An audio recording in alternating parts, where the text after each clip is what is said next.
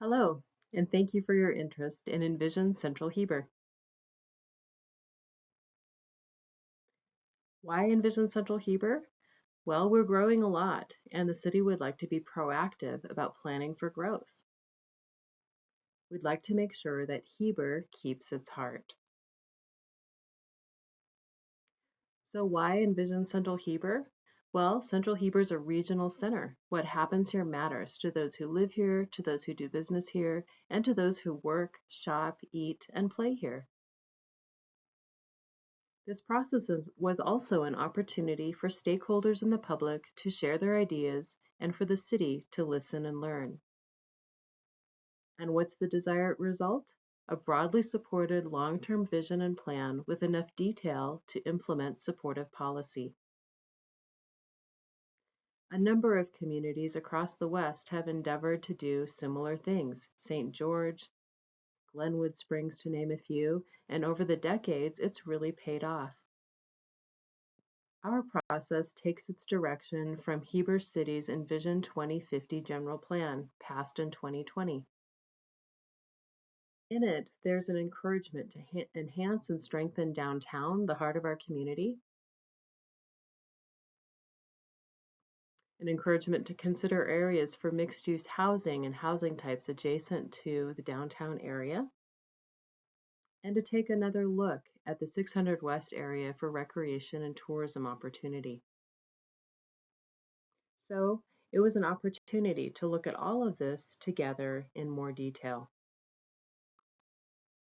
There are other planning efforts underway. For instance, there's the UDOT bypass study. The bypass will likely be built within our 2050 time horizon in this study.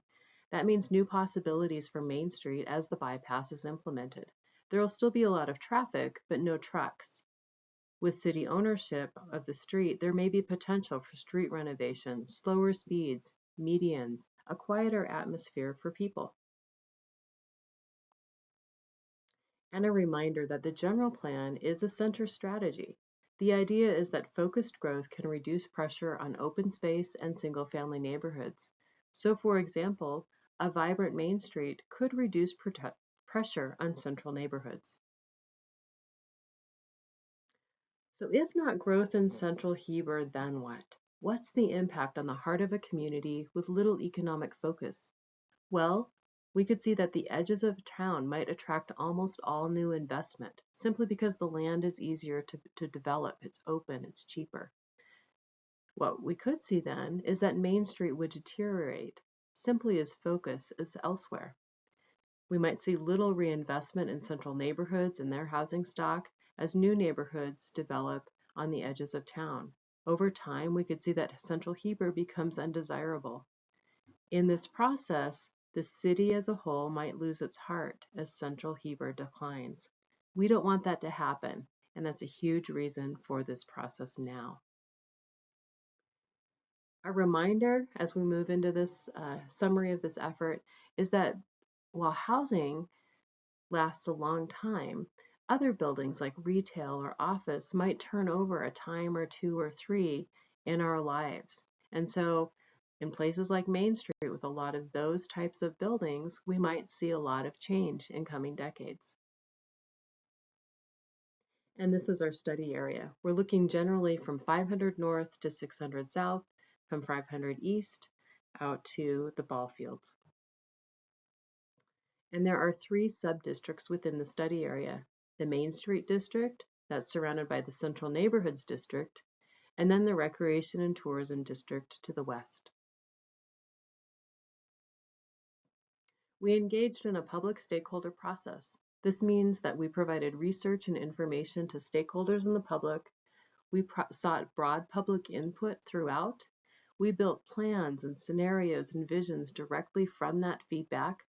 We used transparent methods throughout, meaning that people could say one thing at one meeting, they could see their fingerprints in what we brought back in the next meeting. And we believe that that builds momentum for implementation, just as it did for the implementation of our general plan. This process is built on the back of Envision Heber, which was a large general planning citywide effort with lots of community engagement. This process was more targeted, focused on envisioned central Heber, um, meaning that inner core of our city. And we included 6 stakeholder or public meetings, 6 steering committee meetings, had mailers, emails out, invitations, had nearly 300 survey responses, lots of visitors to the website, interactions with social media, and nearly 1,500 hours of focus, rather either from volunteers, from staff, from consultants. And this is the process that we engaged in. I'll summarize that now for you. First, we had people at workshops think about what they value, what they imagine, how we could accommodate anticipated growth and change in Central Heber. People created 13 maps envisioning their ideas for Central Heber. And we learned also from stakeholders through surveys. Here's a few examples. In Main Street, we learned that people love its potential. They can imagine what it could become. They would change the traffic situation, the parking situation. They'd love to be able to eat, to shop, to gather in that area. In terms of central neighborhoods, people love the historic nature of it, the homes, the community, the neighbors. They would change infrastructure. They'd like to improve sidewalks and lighting, making it more pedestrian friendly. In the Recreation and Tourism District, kind of a new area for people to think about, people would like to see new opportunities for walking, for activities. They'd like to be able to shop, dine, do things together. And going back to those maps, we saw a lot of trends that we saw across a lot of maps. Main Street is viewed as a destination street, a place to go. There's a strong connection between Main Street and the Recreation and Tourism District along 100 South. The train is a major component.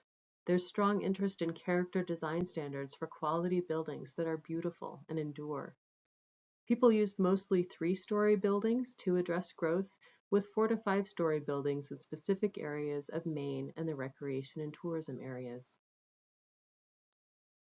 We took what we learned and worked with the stakeholder group to create several alternative scenarios. Let's talk about those.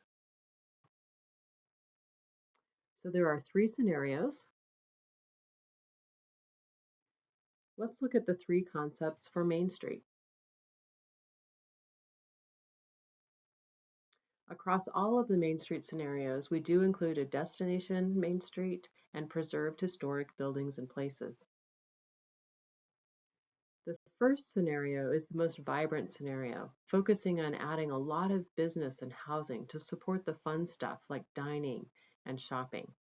It encompasses a full 2-block area on each side of Main Street for a comfortable transition to the neighborhoods. Taller buildings have step backs, meaning they're maybe up to 3 stories high on Main, going up to 4, and then transitioning down. We tested pedestrian-friendly streets and a parking garage. The second scenario has a smaller transition area to neighborhoods, about 1.5 blocks on each side of Main. The tallest buildings are on Main Street and then transition down. Alleys off Main Street create opportunity for quieter shopping and dining. And we tested on-street parking. The third scenario looked at a vibrant Main Street gateway on the north end of town with less concentrated growth along historic Main. There are limited heights on parcels next to historic places. There's no transition area between Main and the neighborhoods simply because the building heights don't warrant it. There's a history walk along Main Street, and we tested surface parking lots. So those are the Main Street scenarios. We took these scenarios along with scenarios for the other parts of town and asked people to evaluate them and to select ingredients, kind of like in selecting ingredients to make a meal instead of a prepackaged or a TV dinner. We asked people to select ingredients or pieces, parts of each of the scenarios that resonated with them. And here's a little bit about what we learned about that process. When we asked about the best approach to the Main Street area, scenario 2 was the most popular. That included a destination street, a smaller area than in scenario 1, but larger than scenario 3, Taller buildings transition down before addressing the neighborhoods. There are pedestrian alleys and on-street parking. When we asked about the transition area between Main Street and downtown, again, scenario 2 was picked most often. That includes the frontages of 100 East and 100 West. There's a 3-story max there, a focus on missing middle housing, and on-street parking. We also asked about the best range of building stories. Scenario 1 was most popular there, followed by Scenario 2. Scenario 1 has the tallest range of buildings, but they're stepped back to soften the impact on Main Street. And you can see a sampling of buildings in Scenario 1. Diving in, we asked for a little more detail in historic Maine about building heights and building stories. So looking between 300 North to 300 South, the most selected buildings are here. You can see the sweet spot is 3-story with some tolerance for other options as well. And then looking at outer Maine, really pretty different. The most popular buildings are 4 to 5 stories, also with some 3s and 2s. And then when we looked at architectural styles, you can see a lot of brick, a lot of glass, historic looking buildings, but also clean lined, traditional, and modern options. And this was representative of not only historic Maine, but also outer Maine. We also asked about sense of place. And you can see there's not a lot of spread among the scenarios here, but we looked at what people wrote down. They liked reasons to go downtown. They liked mixed use, the idea of blending living, fun, and business into a single area, creating a neighborhood vibe with activated alleys, a pedestrian focus, a history walk, historic character, and on-street parking. We also have scenarios, of course, for recreation and tourism. And what we learned about those? Here's the nutshell. People see it as smaller scale relative to Main Street. They support a West Gateway that might have a flexible venue, retail, restaurants, office, a plaza for gathering. They love the idea of trails, walkable, bikeable, maybe a trail depot where you could rent a bike, increasing access to nature, providing supportive retail and restaurants near the railroad area, and creating a new neighborhood around the planned high school that includes new options for missing middle income families, and also multifamily. In terms of central neighborhoods, again, we had 3 scenarios, and these were the highlights that people really liked. That residential emphasis, walkable and bikeable streets, adding in that infrastructure that people would like to see, and then growing on that mixed-use neighborhood corridor that's emerging, including a wider mix of uses. So we used what we learned in the evaluation of alternative scenarios to create a vision together. And here's that vision. The heart of our community and region, Central Heber is a destination area featuring unique shopping, dining, and gathering areas for residents and visitors who enjoy a welcoming and peaceful environment with a sense of history and place in a beautiful mountain valley. The Main Street District is our economic catalyst, featuring our historic center and working, living, and public gathering areas in a mixed-use environment, which helps support street-level retail, restaurants, and entertainment.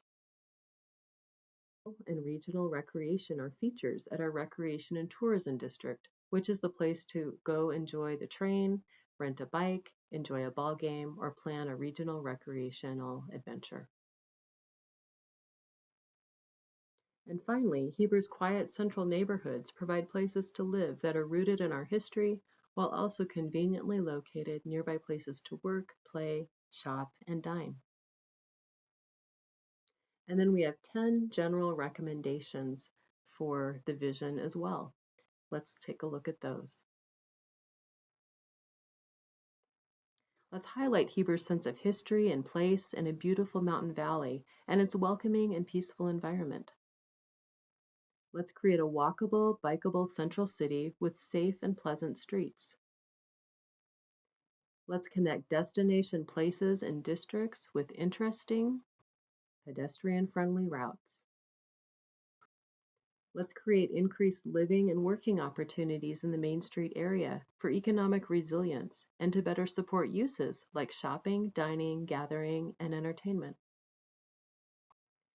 Let's activate and connect public spaces on Main Street, including Heber City Park, the Civic Center block, and the Public Safety block, adding amenities, activities, and attractions that people return to again and again. Let's enliven the streets in Heber's Main Street area with features that provide interest and comfort and encourage repeat visits. Let's create a new recreation lifestyle gateway on the west side of town that supports existing and new recreation, tourism, and outdoor-oriented pursuits, better positioning Heber as a destination for regional recreational opportunities. Let's provide a small neighborhood dining and shopping area near the train station to provide amenities adjacent to tourism and sporting events. Let's create a new missing middle neighborhood east of the planned high school to provide needed housing options. And let's preserve Central Heber's neighborhoods, enhancing their quiet, friendly atmosphere while providing options for new housing that fits into the historic fabric. In addition to those general recommendations, we created a vision scenario map. Diving into that map, there's a vision for central neighborhoods. They're quiet. They preserve single-family neighborhoods. We include detached accessory dwellings and flag lots. We emphasize infrastructure for pedestrian and bike-friendly streets, and we build on the neighborhood mixed-use corridor. In the Recreation and Tourism District, there's the new neighborhood planned by the high school, the West Gateway mixed-use area, trails, a trail depot, access to nature, and retail to support the train and the ball fields. And then on Main Street, new housing and businesses help support shopping, dining, and gathering. There's a destination street and alley, improved parking. There's a historic focus at the Civic Center block and along Main Street. So, it's important to remember that implementing a vision can take many years. This isn't an overnight process, but imagine Heber in 2050. This is a shot taken from the park. It's between Main Street and 100 West, looking north.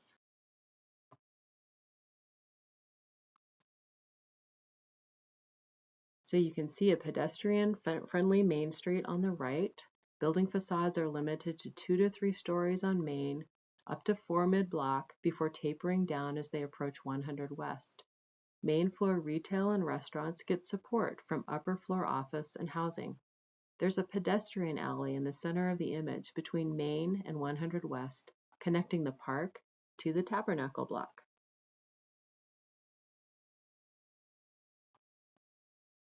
With that alley, this could be Heber's living room, a place without traffic and noise, a place to enjoy a meal and an event. And here's the public safety block. The focus here is on creating a shady area and year-round event space that complements the city park.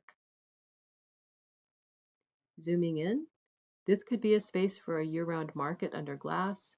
The trees and fountains muffle traffic noise. Buildings could house a food hall, incubator kitchens, or even city offices or meeting spaces. And here's the block with the city hall and the tabernacle. Our history matters, and this block could be a centerpiece of a history walk envisioned running on Main and along Center Street. It's a space for reflection and also for understanding our past. It highlights the tabernacle, preserves historic trees, and also brings Lake Creek back up to the surface on the south side of the block. In, interpretive historical markers and a new building could immerse us in our history and provide space for arts or other events. Just a couple more views of Main Street. You can see medians, mid-block crossings, ways to walk between the buildings into the alley. On street level here, you can get a sense for the feel of Main Street. And here's a concept for streets just off Main. Easy places to park, pedestrian-friendly streets. So imagine 2050. These are ideas grown out of stakeholder workshops and images that show various ways our vision could be realized, not tomorrow, but with sustained effort over coming decades. So that's Envision Central Heber's specific plan. It will need to be integrated into the Envision Heber 2050 general plan. Reminder of what that general plan is. It's the vision for the community. It was a product of 2 years of public input, provides guidance on planning issues, land uses, etc. It addresses the overall vision for Heber and has a number of chapters on specific topic areas.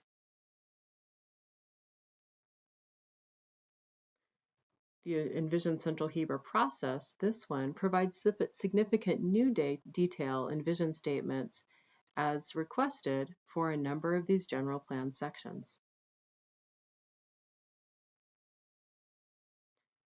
And the plan would have some changes. For instance, the future land use map would change the Main Street district to an area encompassing a block and a half on Main Street, on either side of Main Street, instead of 2 full blocks. So a number of changes like that. And then, of course, adding significant detail. The first thing that will need to happen is the adoption of this vision, the specific area plan. That includes a planning commission public hearing as well as council adoption.